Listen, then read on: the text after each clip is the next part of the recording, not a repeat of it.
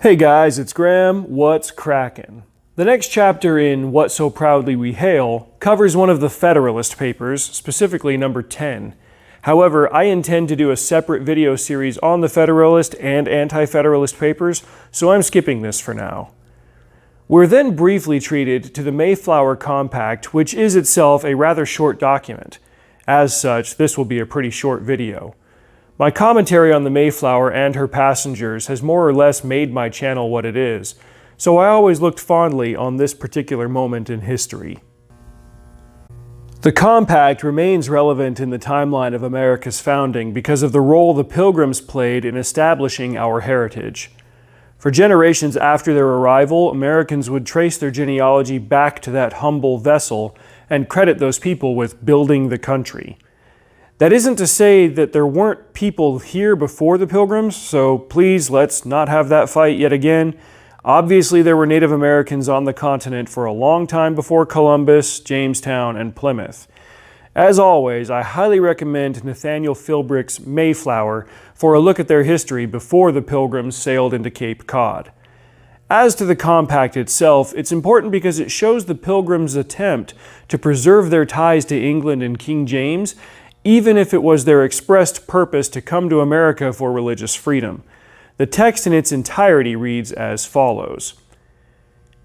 In the name of God, amen. We whose names are underwritten, the loyal subjects of our dread sovereign Lord King James, by the grace of God, of Great Britain, France, and Ireland, King, defender of the faith, etc., having undertaken, for the glory of God, an advancement of the Christian faith, and the honor of our king and country, a voyage to plant the first colony in the northern parts of Virginia, do, by these presents, solemnly and mutually, in the presence of God and one another, covenant and combine ourselves together into a civil body politic for our better ordering and preservation, and furtherance of the ends aforesaid, and by virtue hereof do enact, constitute, and frame such just and equal laws, ordinances, acts, constitutions, and offices from time to time, as shall be thought most meet and convenient for the general good of the colony, unto which we promise all due submission and obedience, in witness whereof we have hereunto subscribed our names at Cape Cod, the 11th of November, in the reign of our sovereign Lord King James of England, France, and Ireland, the 18th, and of Scotland the 54th, Anno Domini 1620.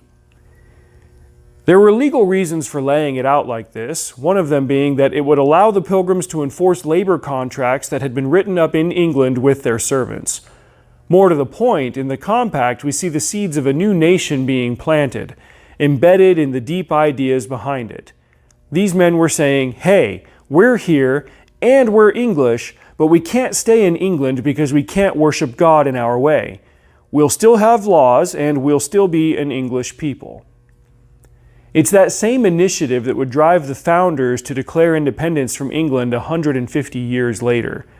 Where the Mayflower Compact tried to preserve some connection to the motherland, the Declaration of Independence would ultimately say, we tried and it's not working, we're just going to do our own thing here forever, we are now Americans. So many big ideas in such a brief document. Let me know your thoughts in the comments below. Thanks for watching. Please like the video if you will, so YouTube will recommend my stuff to more viewers. Drive safe, I'll see you out there.